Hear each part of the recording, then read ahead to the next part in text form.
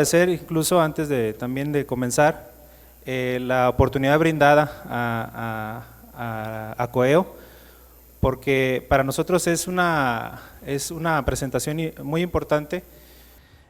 Como comentábamos, la idea general de todo esto del electricón, el lema principalmente es mercado eléctrico eficiente, y yo creo principalmente que la eficiencia mucho comienza desde el diseño. Y bueno, a través del tiempo que hemos estado trabajando, hemos encontrado ciertas áreas de oportunidad de mejora, y por eso mismo consideramos este tema como valioso, porque suele ser un tema a veces olvidado, pero que es muy importante. ¿Para quién es útil esta presentación? En términos más directos, el proyectista eléctrico es quien de las personas que toma la decisión al momento de elegir un equipo. Entonces, esta presentación va muy enfocada para ese tipo de personas. También personal a cargo de la seguridad industrial, porque bueno, hay muchas inquietudes con respecto a cómo se interpretan ciertas normas, ciertas referencias, y por eso es muy importante considerar al momento del diseño que debe de existir ya a partir de un cálculo definido para poder seleccionar correctamente un equipo. Claro, por último, el dueño o el inversionista, que es la persona que arriesga su capital para crear una empresa, industria, y que él pues tiene que velar por sus intereses, ¿verdad? Tiene que cuidar por lo que está invirtiendo. Y pues hemos encontrado que en varias ocasiones no están correctamente seleccionados los equipos. Es por eso que pienso yo que es importante para la gente que pone el capital estar muy consciente de este tipo de detalles. Principalmente esto se rige por estándares, ¿verdad? Y dentro de los estándares que se consideran aquí en México por los fabricantes son principalmente el americano y el europeo. Eso tiene que ver principalmente con la cuestión de la disponibilidad del mercado.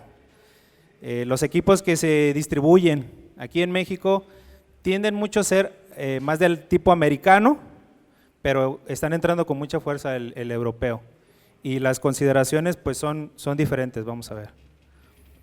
Entonces, en el caso de lo que viene siendo las especificaciones americanas, que serían en este caso ANSI, son principalmente dos. Existen otras, pero ya ese tipo de equipo ya no se está utilizando normalmente, ya las especificaciones se basan principalmente en estas dos, que las vamos a ir conociendo ahorita, y posteriormente también están las que son europeas, son estas dos. Aquí vamos a hacer una distinción, sobre todo porque la parte eléctrica ya se divide, es muy amplia y se tiene que dividir para poder hacer un análisis más concienzudo. Digamos que de la parte americana, el estándar C37010 es el que va más enfocado a alta tensión, es decir, más de 1000 volts. Porque aquí a veces es una cuestión de confusión, es una de las primeras confusiones, y ¿desde dónde empieza a ser alta tensión? Desde el punto de vista de los estándares, solamente hay una división, de 1000 volts hacia arriba y de 1000 volts hacia abajo. Entonces, en este caso, en particular, ese estándar habla del análisis bajo corriente simétrica. Ahorita vamos a ver qué es eso. Y bueno, son equipos ampliamente conocidos, por ejemplo, Metalclad, o equipos encapsulados con SF6, los que suelen ser principalmente de este tipo.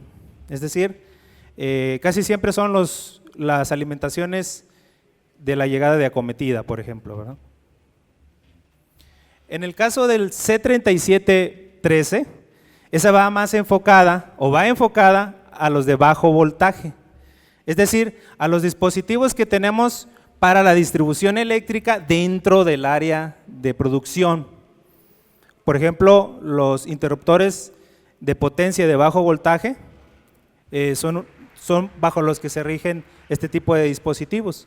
Obviamente hay dispositivos que pueden venir también bajo estándares americanos y europeos, pero en este caso mucho tiene que ver el interés de la marca propiamente por el mercado, y es cómo lo certifica o no. Pero los que son las C3713 son los que consideran este tipo de interruptores. Los efectos de la corriente eléctrica durante el cortocircuito son muy severos. Es por todos conocidos que esos efectos pueden ser devastadores. Entonces, es importante controlarlos una vez que se presentan. Todas las instalaciones eléctricas se busca que sean construidas de forma segura para la operación y con tiempos de vida adecuados para que puedan producir. Sin embargo, la ocurrencia de este tipo de fenómenos de fallas son inevitables prácticamente hasta cierto punto. Entonces, quien se encarga de que se interrumpan esos niveles de cortocircuito, dentro de esos equipos son los interruptores propiamente. Si un interruptor, y esto es lo importante, no tiene la capacidad para abrir la falla, va a agregar o a sumar al problema en lugar de reducirlo. De aquí es donde viene lo importante. De aquí es donde viene lo crítico, porque esto tiene que ver con muchas cosas, aseguradoras y también cuestiones de la integridad física, no solo de las instalaciones, sino del personal que ahí labora. Por ejemplo, eso que se ve en la presentación es el paso de la corriente de cortocircuito de 59 kiloamperes pasando a través de esa línea durante un fenómeno de cortocircuito. Ahí se presentan efectos térmicos, o sea, la corriente es muy alta, el calentamiento producido es muy severo. Se presentan fenómenos mecánicos, que es como lo pueden ver, y eso se presenta incluso dentro del mismo interruptor. En la parte de donde están las barras se tienden a torcer, dependiendo obviamente del nivel de cortocircuito. Pero por eso aquí lo importante, o lo que quiero que se quede muy claro en esta imagen, es la importancia de tener siempre presente que aunque uno diseñe las instalaciones de la manera más segura, existe la posibilidad de que ocurra esto, ¿verdad? Muy bien. El interruptor, vamos a recapitular un poco qué es lo que hace el interruptor como tal. El interruptor lo que hace es, por medio de un mecanismo, separar contactos y con eso cortar el flujo de corriente que pasa a través de él. Pero el corte no es instantáneo, tiene un periodo de tiempo. Aquí es donde hemos encontrado otra confusión. Muchas veces yo he hablado con muchas personas y existe la creencia de que en el momento de que se abre ya se cortó la corriente, y no es así. En realidad existe un periodo de arqueo. Ese periodo es la parte más crítica y peligrosa para el interruptor, y dependiendo de la tecnología que se utilice, es la efectividad para el corte o el tiempo que se requiere para ese corte. Entonces, no hay que perder de vista la existencia de ese periodo de tiempo. A eso en las normas se le llama como tiempo de apertura y tiempo de arqueo. Y ese tiempo de arqueo puede variar, como les comento, dependiendo de la tecnología. Eso lo vamos a ver especificado en las placas como el tiempo de operación, ¿verdad? Entonces, cuando existe esa apertura, se produce un desgaste inevitable de los contactos, y ese desgaste es acumulativo. Quiere decir que si por ejemplo yo un interruptor lo tengo y ya lo he utilizado X cantidad de veces, ¿se me está gastando? Efectivamente. Quiere decir que un interruptor, si ya abrió un nivel de cortocircuito alto, se le quitó tiempo de vida en ese momento. No es eterno. ¿Por qué? Porque a veces nos venden la idea de que el fusible se abre, se reemplaza y la ventaja que tenemos con el interruptor es que puede otra vez cerrar y energizar. Efectivamente, obviamente el número de maniobras que puede manejar un interruptor es mucho más alto. Estamos hablando de que la característica que tiene un interruptor puede ser representada mediante una gráfica. Esa gráfica te dice, para un cierto número de operaciones, por ejemplo, de cierto número de cantidad de corriente que puede interrumpir, en este caso, este interruptor nos habla de 5 kiloamperes, puede llegar a abrir a esta nivel de corriente esta cantidad de operaciones, es decir, 6,000. Si todas fueran de 5,000 amperes, ¿verdad?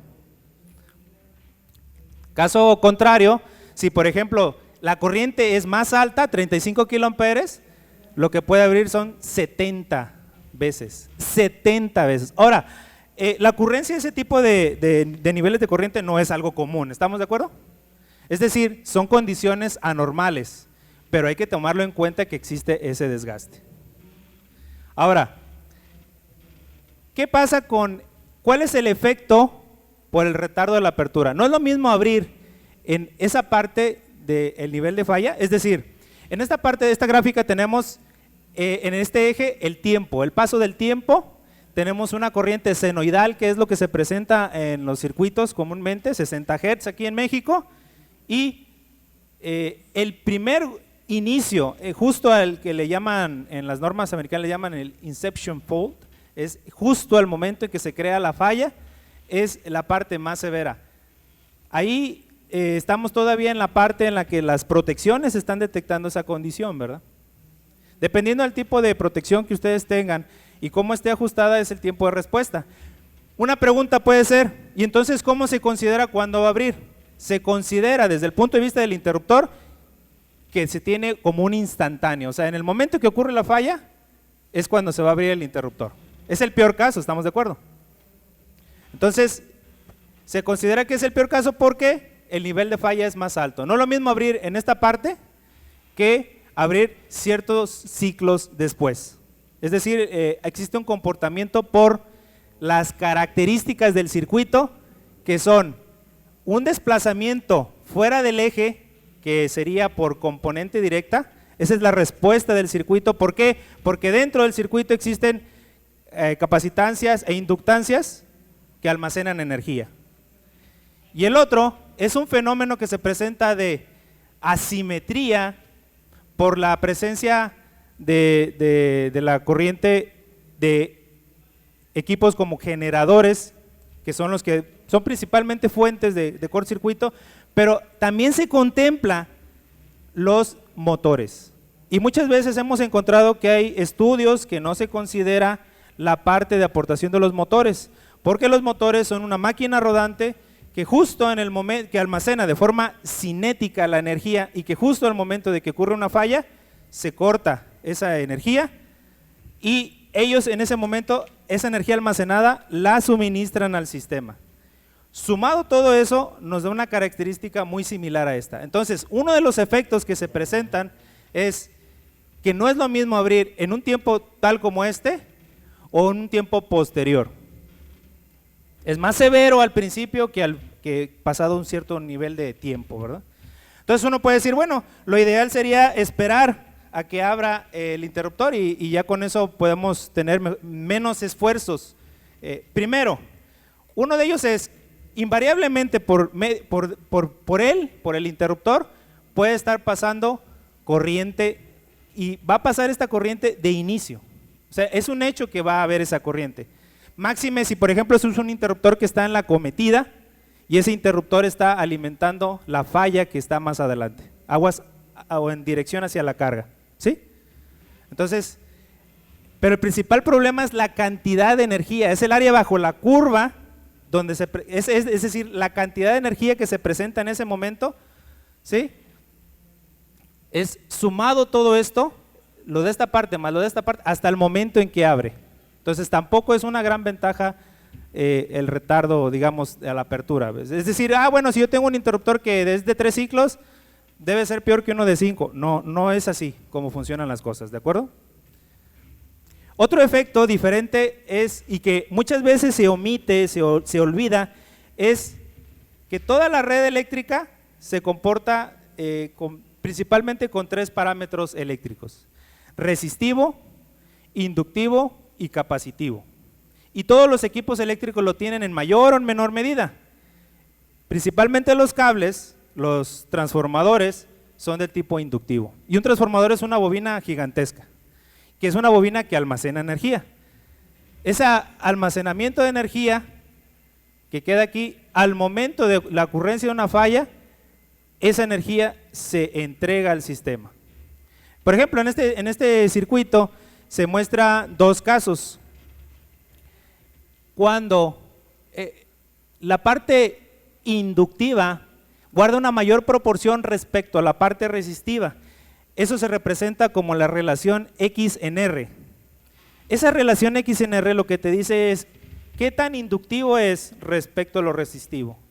Entre más alto es lo inductivo, quiere decir que el sistema tiene mayor capacidad de almacenar energía. ¿Dónde se presenta esto? Donde hay muchos transformadores y donde hay generadores. Actualmente el mercado eléctrico se está abriendo a nuevas oportunidades de generación. Quiere decir que ahora las redes que antes no tenían gran cantidad de capacidad de cortocircuito, de aportación de cortocircuito, ahora la van a tener. Porque ya vamos a tener generadores de diferentes tipos dentro de la red que antes no existían. Antes la energía se exportaba desde distancias muy largas, ¿no? Pero ahora, con esta apertura del mercado eléctrico, ya vamos a tener más casos de esto. Es decir, la relación X en R va a aumentar, va a haber más reactancia inductiva. ¿Y qué efecto produce? Pues principalmente esto, es decir, al ser más inductivo, el desplazamiento de la simetría es mayor y de mayor duración. Y esto lo resienten los interruptores. En cambio, cuando no es así, rápidamente se libera. Pero recuerden, el mercado eléctrico se está abriendo y ya hay más generación cada vez distribuida. Otro de los fenómenos que se tienen que tomar en cuenta es la parte de la generación. Anteriormente no existía mucho este problema o este cambio en la red eléctrica, pero un generador no puede aportar eternamente al cortocircuito. Tiene una cierta cantidad de energía cinética propiamente dentro de él por el giro del rotor, que en el momento de la ocurrencia de una falla se va a ir hacia el sistema, porque esa energía no se puede simplemente desaparecer, la energía no se destruye, se tiene que ir a algún lado. En ese caso se va a ir al cortocircuito. Entonces se presenta este fenómeno. Cuando tienes generación cercana, y ahí es donde aparece una constante nueva dentro de este juego que se llama el factor NACD, que te dice qué tanta proporción hay de energía cercana contra generación cercana con respecto a generación lejana. ¿Qué es una generación cercana? Es un generador que se encuentra a una distancia eléctrica, no es tanto en metros, sino pues en eléctrico, tal que la aportación que da ese dispositivo va a producir que sea más amplia al principio la corriente, y conforme pasa el tiempo se va a ver reducida. ¿Sí? Ese es el comportamiento de una máquina, de un generador. Eso está muy claro, pero en el caso de los motores, recuerden, también se presenta. Entonces quiere decir que justo al momento del inicio de la falla, la amplitud que tiene la señal es muchísimo más amplia que posteriormente con el paso del tiempo. Eso es decir que tenemos dispositivos que están cercanos a donde está la falla. En el caso de cuando están lejanos, la aportación prácticamente permanece de la misma amplitud. Este desplazamiento, recuerden, es por la componente de directa. Pero este comportamiento de que la amplitud es muy similar es cuando principalmente tenemos generación lejana. Es decir, tenemos una instalación que prácticamente no tenga motores, por ejemplo, y esté alimentando una carga y la subestación se encuentre separada de ahí, por ejemplo. Ese es el caso más puro. ¿De acuerdo? Pero existe pues esa variación a lo largo del tiempo. Entonces, si yo les hablo de generación lejana, quiere decir que la característica que tiene es prácticamente, la amplitud permanece. Y si la generación es cercana, va disminuyendo. Entonces, todo eso se toma en cuenta al momento de hacer el cálculo. Y todo eso viene especificado en los estándares que les hablaba. El cálculo puede ser realizado de forma analítica por medio de un procedimiento computacional complejo, utilizando, por ejemplo, Laplace. Pero imagínense lo que representaría que en todas las instalaciones que a nosotros nos toca ver, lleguemos a ese nivel de detalle. Sería prácticamente una pesadilla. Por eso mismo se armó un comité y se definió un procedimiento básico y requerimientos técnicos y constantes definidas que nos permitan hacer el cálculo un poco más rápido. Pero se tiene que hacer una comparativa de varias tablas, varias curvas. Es por eso que surgió el estándar como tal. Si ustedes no se utiliza ese estándar para validar el nivel de cortocircuito que requiere en su instalación, ustedes están perdiendo una parte de la historia. ¿Por qué? Porque el fabricante te garantiza el nivel de cortocircuito a la capacidad basado en esos estándares. Ahí está otra confusión. No es lo mismo calcularlo, ¿verdad?, con un método, digamos, básico que vemos en la escuela, a utilizar estos estándares por estas circunstancias. Y aquí es donde se dividen las cosas. Baja tensión, ustedes saben perfectamente bien que es un mundo de posibilidades y de variedades. Todavía media tensión, o sea, de 1000 volts hacia arriba, está un poquito más acotado al nivel de los fabricantes.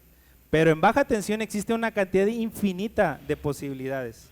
Es por eso que se debe de considerar bajo qué estándar está especificado el interruptor. Y eso no lo vamos a ver en la placa de datos. Por ejemplo, esta es una placa de datos de un interruptor de bajo voltaje, de alto voltaje, de más de 1000 volts. Es un interruptor General Electric en el que se especifica una corriente de 41 kiloamperes, pero esa es una corriente interruptiva, es decir, justo al momento en que abre, ¿sí? Es decir, posteriormente de que ya ocurrió un cierto nivel de falla. Esa corriente es la que se le denomina breaking current. Posteriormente aparece una relación de, ¿por qué? Porque el interruptor lo puedes poner a diferentes tensiones, este fabricante lo especifica que puedes manejarlo así. Pero fíjese, un dato interesante es el tiempo de apertura. Este tiempo es de 5 ciclos. Quiere decir que tengo que tomar en cuenta el tiempo en el que tarda en abrir, porque la corriente va variando conforme pasa el tiempo. Este tiempo con respecto a esta corriente, esa es la idea que deben de tener. Pero existe una que se le denomina cierre bajo falla, close and latch. Esta corriente es la peor, es la consideración de la ocurrencia justo de un cortocircuito al cierre del interruptor. ¿Qué caso puede ser? Si por ejemplo se están haciendo maniobras de mantenimiento, puede ser que por medida de seguridad se deje una tierra en las 3 fases y aterrizado. Si se olvida por maniobra quitar esa medida de seguridad, va a entrar con falla. Es el peor caso. Es el cierre bajo falla y es la parte más pronunciada de la corriente, no lo olviden. Entonces, en un interruptor de alto voltaje tiene 2 corrientes de cortocircuito que verificar: breaking y making, hacer contacto. Una es abrir y otra es cerrar. Por ejemplo, este caso es de un interruptor que está basado en estándar europeo. Ahí aparece un nivel de cortocircuito, pero quiere decir que ese nivel de cortocircuito solamente puede ser comparativo contra un estudio hecho bajo IEC. no bajo ANSI. No se puede hacer esa comparación porque las constantes son diferentes. Ahí es donde tú puedes ver el estándar bajo el que está hecho. Y contra eso es contra lo que lo debes de verificar. No puedes usar, no puedes cruzar, no hay equivalencias, son consideraciones diferentes, tiempos y constantes diferentes. En el caso de un interruptor de bajo voltaje, que aplican otro tipo de estándares como lo vimos, pues vamos a ver, por ejemplo, este interruptor tiene 3 tipos de especificación y para diferentes niveles de tensión tiene diferente capacidad interruptiva. ¿Sí? Incluso en directa, una de las cosas que a veces ya no se está considerando en México, pero que tiene que entrar ya en México, es el estudio de cortocircuito para corriente directa. Ya tiene que entrar. ¿Por qué? Porque es parte de lo mismo, de la seguridad que debe de haber en la instalación. Entonces, hay que entender que IS y ANSI no son lo mismo, son consideraciones diferentes. El tema es muy amplio, muy variado, como para darle todos los pormenores. No nos da tiempo para poder platicarlo, pero sí hay que entender que son diferentes criterios, diferentes constantes, diferente procedimiento. ¿De acuerdo? Entonces, sí me gustaría presentarles unos ejemplos que traigo en un software que nosotros utilizamos para lo que son los estudios. Por ejemplo, esta es la diferencia que puede existir de un alimentador para diferentes XNR. Aquí yo lo que tengo en la parte de arriba son diferentes equivalentes de sistema con diferentes condiciones. Una de ellas es, por ejemplo, con una alta resistencia, con una alta reactividad y va bajando gradualmente hasta que tenemos casi similar. Entonces, en este caso, lo que vamos a presentar es, por ejemplo, si yo hago una corrida de cortocircuito utilizando este equivalente de sistema, No me lo va a comer. yo lo que voy a encontrar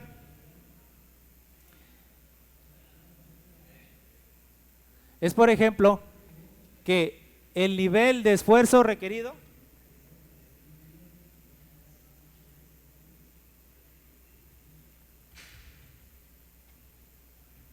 es de aproximadamente, si el nivel de falla que yo tengo aquí es de simétricos, es de 11.000, realmente el interruptor está sometido a 13.200 y es de dos ciclos de tiempo de apertura. Si este interruptor está especificado para 3 ciclos, si está especificado para 5 ciclos, yo tengo 13.294. Es decir, se le solicita un esfuerzo diferente dependiendo del tiempo de apertura del interruptor.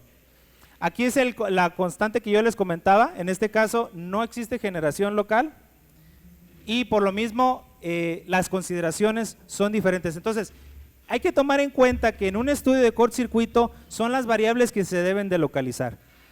Espero que esta presentación haya despertado en ustedes el interés por investigar más, documentarse más, sobre todo por la necesidad que existe actualmente en el mercado y tomar en cuenta, ya como un breve resumen, que el análisis debe de ser igualmente realizado para fusibles, transformadores, cables, restauradores, transformadores de instrumento incluso, porque están sometidos al cortocircuito. Y esto es parte muy importante de un círculo de seguridad que deben de tomar siempre en cuenta, desde el inicio, desde el diseño. ¿De acuerdo? Y pues por lo mismo, pues agradezco mucho el tiempo brindado y bueno, si quieren más información, con gusto se la podemos proporcionar. No sé si tengan alguna pregunta. Ahorita mostrabas un interruptor en baja tensión y las capacidades interruptivas, Sí. como lo marcan los fabricantes. Y traen tanto las capacidades como las de ANSI. Esa capacidad interruptiva que marcan los fabricantes es making o breaking, que es lo que mencionabas. En el caso de bajo voltaje no existe esa distinción de making breaking, simplemente se asume que es la de breaking. así es como se maneja. Y de hecho, se considera un circuito prototipo para hacer el cortocircuito para la especificación. Vamos a decir que yo soy el fabricante y lo quiero vender. Para decir que tiene 42 kiloamperes, viene UL y me certifica, pero dice, necesito que lo pongas en este circuito. Y ese circuito tiene una XNR de 5, por ejemplo. Si tu sistema eléctrico, donde lo vas a poner, tiene más reactancia, quiere decir que va a ser diferente. Entonces, tú debes de compensar eso. Hay una especie de compensación por eso. Y lo que aparece en la placa te debe decir bajo qué estándares están especificados. Por ejemplo, si en el caso de baja tensión, la que aparece es la de breaking, y si aparece NEMA, está bajo el estándar americano. Si aparece UL, o más reciente ahora la 489, es la que está haciendo efectiva en este momento. No sé si con esto contesté su pregunta. Sí, sí la contestaste. ¿Y cómo podemos saber cuál es la relación en R que tienen ahí los interruptores? Excelente pregunta.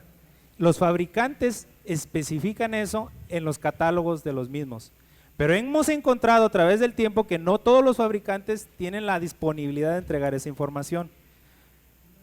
Lo que se suele hacer es una valoración, si no existe directa, con las librerías que traen los mismos software de cortocircuito. Es decir, vamos a hablarlo de esta manera. Un productor de software de cortocircuito tiene más peso al momento de pedir la información a un fabricante que un contratista. Así suele ser en algunas ocasiones. Vamos a decirlo así. Entonces, cuando tú solicitas esa información, a veces ni el mismo vendedor tiene esa idea. Por eso les digo que es muy importante este tema, porque falta esa concienciación acerca de este asunto, ¿verdad? Gracias. Allá adelante, por favor. Una pregunta referente al mantenimiento y operación ya de un interruptor. Sí. Vimos una gráfica ahí de corrientes de cortocircuito y número de operaciones Sí, que puede soportar. sí, es correcto. Bueno, son dos preguntas. La primera, al llegar al número del conteo de operaciones correspondiente, ¿habría entonces que cambiar los contactos móviles? Esa es una pregunta. Y la otra es, ¿qué prueba puedo hacer yo los contactos móviles de un interruptor para ver realmente su grado de graduación? Excelente pregunta, y eso demuestra interés. Primero, efectivamente, el fabricante te garantiza que hasta ahí llega. Puede ser que viva más. Las muestras que se tomaron indican ese comportamiento, pero efectivamente se tiene que cambiar, porque existe un desgaste que puede ser que ya no pueda abrir la falla. Luego, ¿cómo puedo saberlo? Excelente pregunta. Actualmente la tecnología de los relevadores permite llevar un registro, porque visualmente no es posible hacerlo, porque las cápsulas vienen selladas, no es posible abrirlas. Si la abres, pierde toda garantía y toda posibilidad de que el fabricante te responda. En interruptores antiguos sí se podía hacer, se hacía una limpieza en los puntos de contacto, se hacía una lubricación, etcétera, pero actualmente ya los equipos vienen libres de mantenimiento. Eso significa que es cambio de una pieza por otra, pero obviamente el número de veces que vas a tener ese nivel de cortocircuito es prácticamente cero. ¿Cada cuándo abrimos un interruptor? Una vez al año tal vez para el mantenimiento. Muchas gracias, ingeniero. Agradecemos enormemente al ingeniero Francisco Lotó por su maravillosa conferencia selección del interruptor por capacidad interruptiva. Demos por favor un fuerte abrazo, un aplauso. También,